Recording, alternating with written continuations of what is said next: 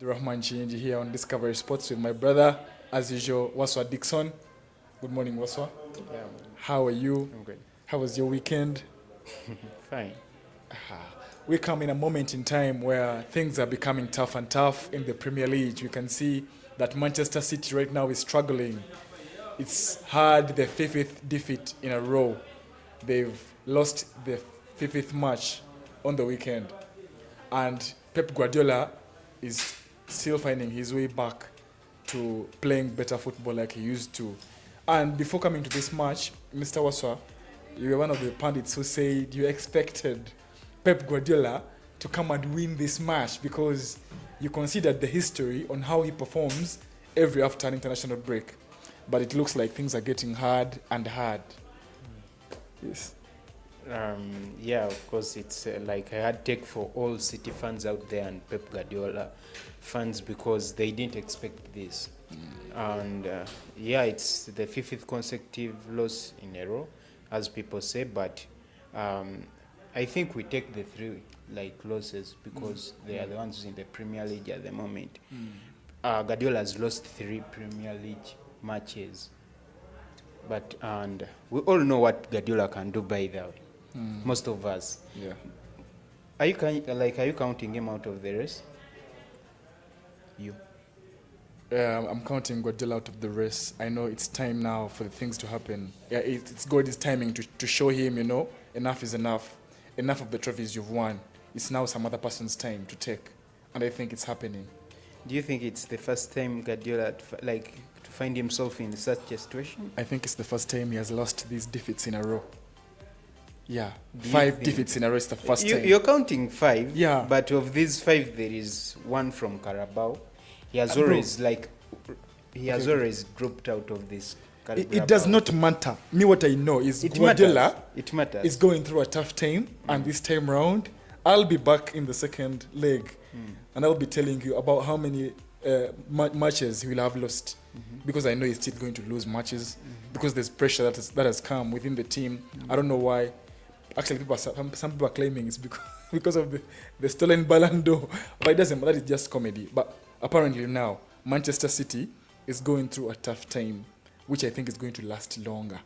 And that also comes when in fact, the coming match, you're going to witness another draw or a lose. They're facing Liverpool next. Yeah, I think Liverpool is going to beat them down hard.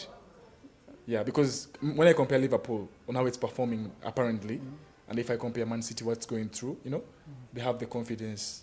They've gained more confidence more than the Man City side. So I think Liverpool is going to win.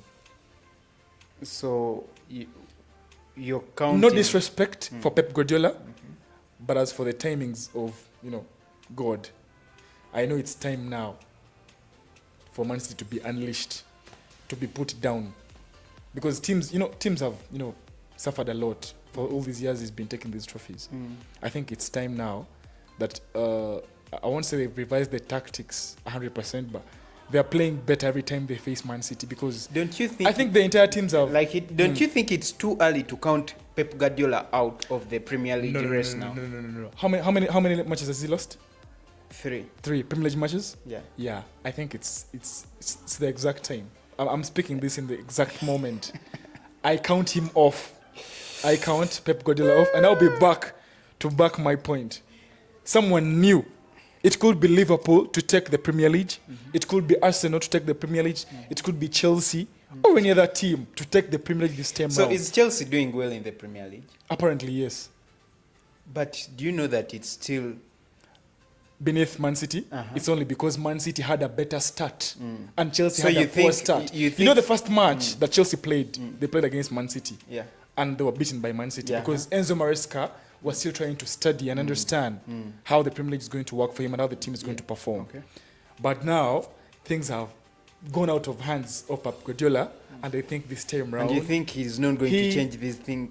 This thing around? Actually, from the match where... I don't know what happened. From the match where they played Arsenal, and Haaland said those words, be humbler, those words. I don't know what Arteta did. I don't know if he went to the club and prayed to God. They're being punished, apparently. And I'll be back to tell you more. City, Pep Guardiola has always found himself in such situations. yes, this time around it might be a little bit extreme, but we've seen him being led by over 8 points and he has caught up. For instance, Arsenal, two seasons back, that guy was almost 12 points behind us. Did he lose matches this early? Or okay? Yeah, he always loses this early, by the way. City doesn't take like the lead early. Not really. I think Listen, some matches and draws like, are made there. Yeah. Up front, maybe the second leg. Because City doesn't take the lead this early. There are things happening. neither do they lose this early because No, the points they've dropped not apparently. taking the lead early, that means you lose early. Okay. Because if you don't lose, you will be up. That's what is happening with the Liverpool. City always starts its things in January. I mean, if they have 3 defeats, apparently, you think they're not You know, going to get any other defeat? Like if you, this thing isn't even about only Pep Guardiola, but I think it has been growing in the City DNA ever since that the times of Fergie, like that season where they lost, where Fergie lost the Premier League. Did you know that with about 6 games to go, United was leading City by 8 points. I know. I recall the season. By about 5 matches to go. That means Fergie needed about 1 to 3 wins in 5 matches. So you believe Guardiola is going to They come caught back up and took the league. and get the league back? There is a time Liverpool went the whole season with only 1 loss. And then the final day things. And how many happened. draws?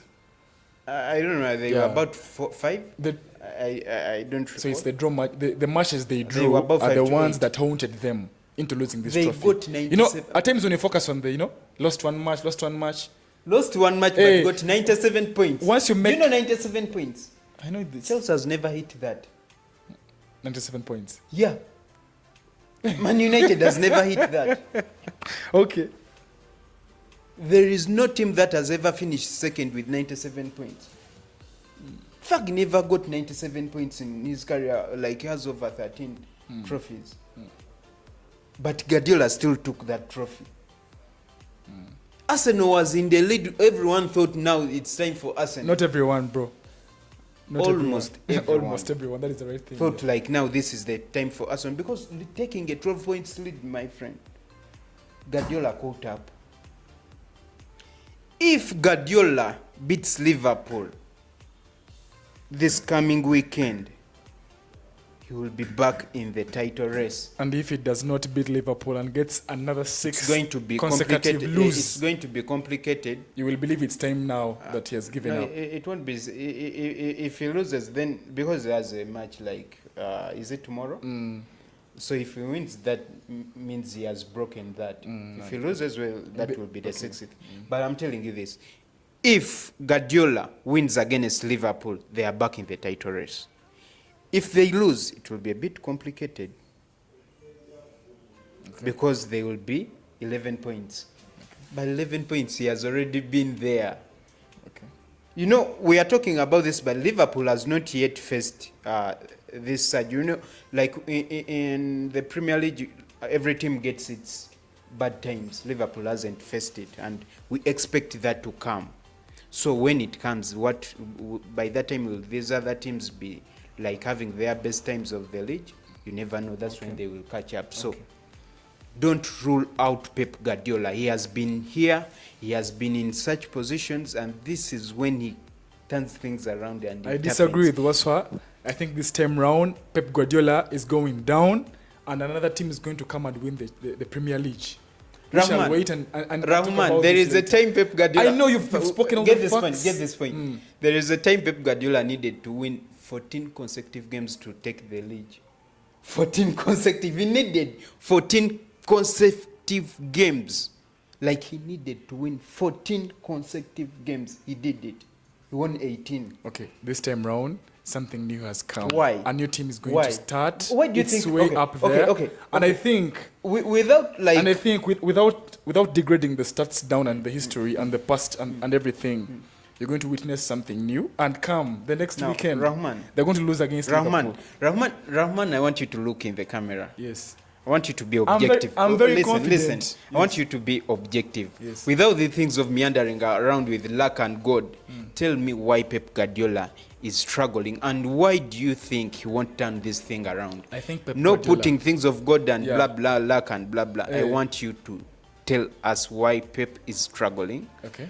And why do you think he won't turn this thing around? I think Pep is struggling because first and foremost, he's won this league for, a number of times. And there comes a point in time where other teams, the teams you play against, also sit down and say, no, what enough is enough. You won't tell me how they do this, but he's going to find these hard times in almost every match he's going to play. Why? And the fans are going to witness this. Why? I have nothing much to say, but the fans are going to witness this. We're going to have someone like new. Why? We're going to have someone new. Why? That's why I said over. I Because want you to be the likes of Bernardo Silva, they're playing style. Now that's what I want to hear. That's what I want to hear. Bernardo Silva, the likes of Ake, they're not fit like they used to. I can see them being driven down. Yes, you might like it or not, but it's true. They're not playing to the full potential. I couldn't count the number of times Bernardo Silva was he lost the ball. Now, the for me, number of times. Let me give you the reason why I think Pep is struggling. Pep, whenever he has that strong defensive midfielder, he struggles a bit. That's what happened with him against Chelsea in the final of the UCL, like Champions League. He needs Rodri back. No, not like Rodri as per se. We all remember in the Champions League, he came with a team that had no defensive midfielder, and he was punished for that. By the time he remembered to bring in Fernandinho, it was too late. That's why you see when he brought in Fernandinho, he got momentum and he almost, you remember the Mahrez chance and everything, he almost won the match.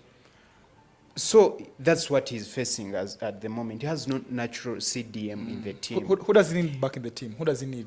Which player does he need back We in the have team? January. For you to say. No, we have January. needs to He can recruit go more for players. Zubimendi. He has the funds. He can go for Zubimendi. Yeah, he can go for any CDM. He can put that, he can buy and change this thing around. Okay. That's why he's struggling. When you see, let me give you Bernardo Silva, Gundo, and the rest, and Foden, they almost play the same thing. Okay. They are not strong like going back. So the defense is exposed. And their attack, of course, we know they are missing Kevin De Bruyne and he's back. But still, Kevin De Bruyne to function, he needs someone who is protecting him back, at the back, and that's the. I think when I saw that match, I saw how De Bruyne was challenged by the players of the opposite side, the Tottenham side. Yeah. I even saw how they bullied him. He's not playing. Don't think maybe that the teams now know how Pep plays. He has been here since Barcelona times. Okay. They have not mastered this. Okay, I think we shall wait. You can't tell me it took the Premier League guys 10 years to master. You're going to come back. They have not yet mastered. I'm going to come back in camera. And once he gets his CDM, we also thought maybe Kovacic would cover up, but he's not as good as those natural CDMs. He's even injured. And he's even injured. He was trying, but so I think the next time we come back here, we shall tell our followers on who was right about this. But I stand my stand. So you stand your stand. I want you to. You cannot give me any proper reason as to why. It's too early, but do you think he's going to finish Pep Guardiola is finishing fourth. Yes. You can laugh. Secondly, let's so talk Chelsea about is going to finish ahead of it. Above. Let's talk about the performance of Manchester United, having their new coach, Amorim. They played against Ipswich in the Premier League, and they lost this. And they lost points in this match. It ended in a draw, 1-1. Goal scored by Marcus Rashford, and Ipswich got its draw from a team like Manchester United. A goal scored by Hutchinson, where he put that ball in the corner. The Arsenal Chelsea boy. A ball that was boy. Deflected. The Arsenal Chelsea boy, but he's more of a Chelsea boy than Arsenal. That boy was deflected by Mazraoui in the corner. Talk about Amorim is welcome in the Premier League. Amorim seemed calm and the aura. He was scared, bro. No, he wasn't scared. He looked calm, and he was showing the guys, I'm here. That's why he didn't even celebrate the first goal. You know, and I was like, wow, what a manager. But like you saw his face when he was scored. You saw how he sat when... No, leave alone with that point. But when we came back in the second half, there is, like, his first cutting, he was shaking his head like... That's when the I Premier felt League, like now my he's God. feeling it. Yeah, I felt like, man, this is the So, Premier League. Amorim, I believe he's a good young manager. Sorry, he's a good manager, however much he's young. He's obviously young. And I saw him bring something new. We had never seen, like, United start up, in the recent years, start up with, like, that front three. Ahmad, Garnacho, and Rashford. 3-4-3. You also, like, then the formation, it was something new. There is a point where he only had one natural centre-back, Delete, and he had Mazarawi and Shaw. Then he left Ahmad playing at the wing back. I didn't understand that, but I think he will change that with time. So he was introducing something new, and we are all like surprised, of course, and we felt like, wow, let's get to watch this. But let's talk about the goalkeeper. The players who stood out large in this match, the first game of Amorim. I think Onana played very well. Those nice saves, man. Mazarawi is a top notch. Yeah. Talk about De Ligt, man. De Ligt. De Ligt was fine. He played the fine game. Really? Because he was the only natural centre back when Evans left the pitch. Okay. And Evans was struggling, by the way. So De Ligt was composed. He played well. Okay. Ahmad was the star player in the match. Leaving alone like Onana. Of course, Onana was the star, but Ahmad played like well. He played 90. Okay. It was the first time seeing him play 90 minutes at United, like mine. And he was outstanding. I don't know how Anthony felt when he saw that boy play. I don't know. He must be preparing, pack his bags and leave. But it's too early to judge.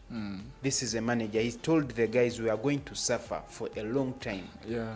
So United guys, lower expectations. Like lower your expectations. Don't expect much. You put them in a long run.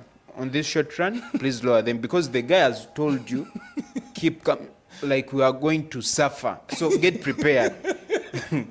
Control emotions. Isn't this a bad word to tell the fans outside there? No, no. You know. I mean, if I bring us a new gaffer, a new coach, and you tell me that. Hold on. You come in a press conference and say, Manchester United fans, we are going to suffer. Man, it's like you're degrading me. No. You're showing me that buys you time.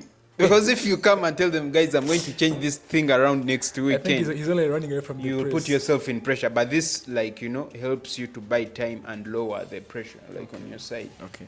So that's what Amorim is doing. Finally, we talk about Arsenal.